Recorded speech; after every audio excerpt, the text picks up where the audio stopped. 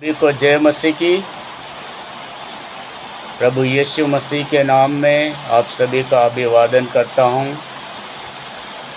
और आज हम पवित्र वचन को पढ़ेंगे और ये हम सब के लिए बहुत ही आशीषमय होगा।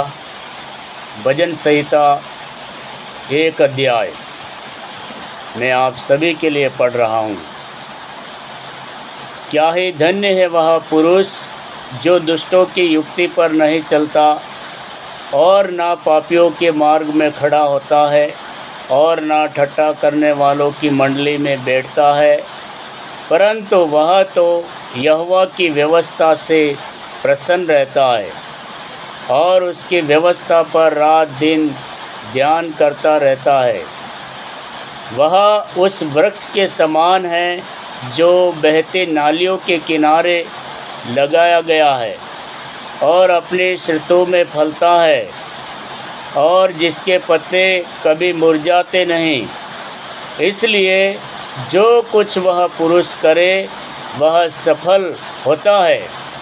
दुष्ट लोग ऐसे नहीं होते, वे उस भूसी के समान होते हैं जो पवन से उड़ाई जाती है। इस कारण दुष्ट लोग अदालत में स्थिर न रह सकेंगे और ना पापी धर्मियों की मंडली में ठहरेंगे, क्योंकि यहोवा धर्मियों का मार्ग जानता है, परंतु दुष्टों का मार्ग नष्ट हो जाएगा।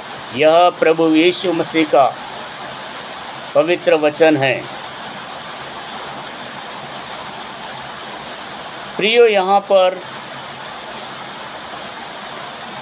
सबसे महत्वपूर्ण बात है कि मनुष्य होने के नाते परमेश्वर ने हम सबको बुद्धि, ज्ञान और विवेक दिया है। हम सब के अंदर सोचने की शक्ति दी है।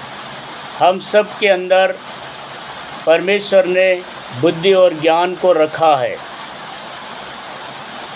और इस धरती पर हमें क्या सही है क्या गलत है इसको परखने के लिए परमेश्वर ने हमें बुद्धि दिया है।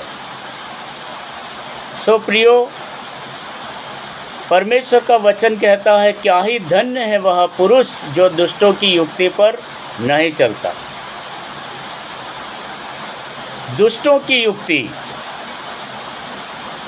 और ना पापियों के मार्ग में खड़ा होता है और ना ठट्ठा करने वालों की मंडली में बैठता है। हमें अपने जीवन में सबसे महत्वपूर्ण है कि हम लोग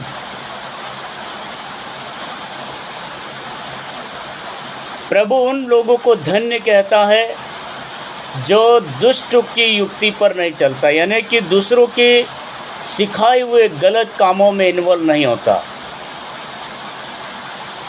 और ना पापियों के मार्ग में खड़ा होता है। यानी कि हमें अपने आप को ऐसी जगहों से हमें अलग होना चाहिए जहाँ पर पाप होता है, जहाँ पर बुराइयाँ होती है, जहाँ पर लड़ाई झगड़ा होता है, जहाँ पर लोग नाना प्रकार के काम करते हैं। हमें उन स्थान से, उन मार्गों से हमें दूर रहना चाहिए।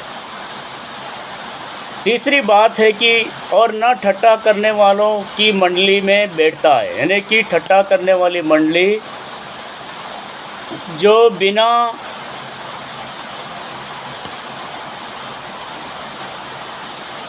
मतलब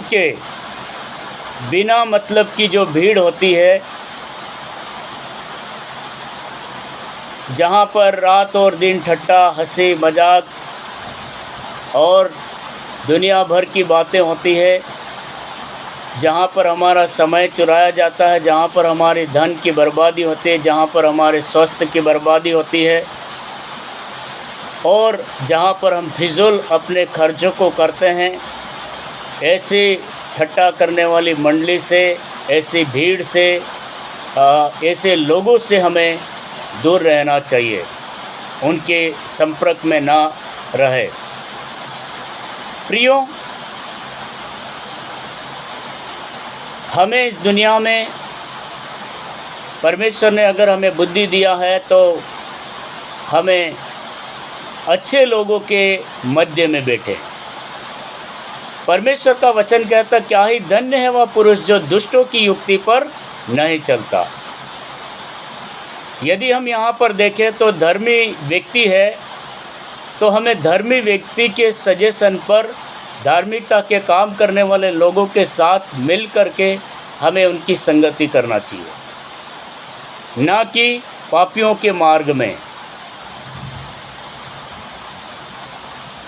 और दूसरा है, परंतु वह तो यहोवा की व्यवस्था से प्रसन्न रहता और उसकी व्यवस्था पर रात दिन ध्यान करता रहता। यानी कि हमारे जीवन में सबसे महत्वपूर्ण कदम है वो है परमेश्वर की व्यवस्था से प्रसन्न होना, यानी प्रभु की बातों को मानना, परमेश्वर के वचन को प्रतिदिन पढ़ना, परमेश्वर की आज्ञाओं को मानना, प्रभु के नियम के अनुसार अपनी ज़िंदगी को चलाना। परमेश्वर की व्यवस्था क्या है प्रियो? परंतु वह तो यहोवा की व्यवस्था से प्रसन्न रहता है और उसकी व्यवस्था पर रात दिन ध्यान करता रहता है। परमेश्वर की व्यवस्था यानी कि प्रभु ने हमें सारी व्यवस्थाएं दिया है। हमें प्रभु की व्यवस्था यानी परमेश्वर के वचन को मनन करना चाहिए, पढ़ना चाहिए और प्रभु के वचन को अपने जीवन में ध्यान करना चाहिए और प्रभु के वचन के अनुसार अपनी ज़िंदगी को हमें चलाना चाहिए।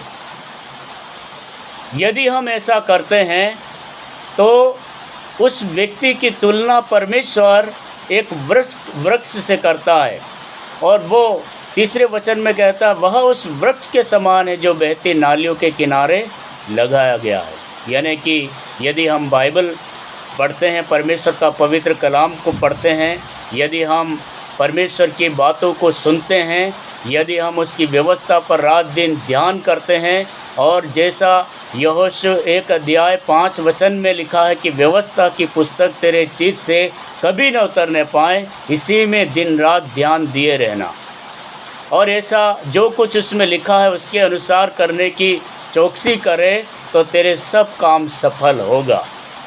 प्रियो, हम उन्नति भी पाना चाहते हैं, हम फलवंत होना चाहते हैं, हम आगे बढ़ना चाहते हैं,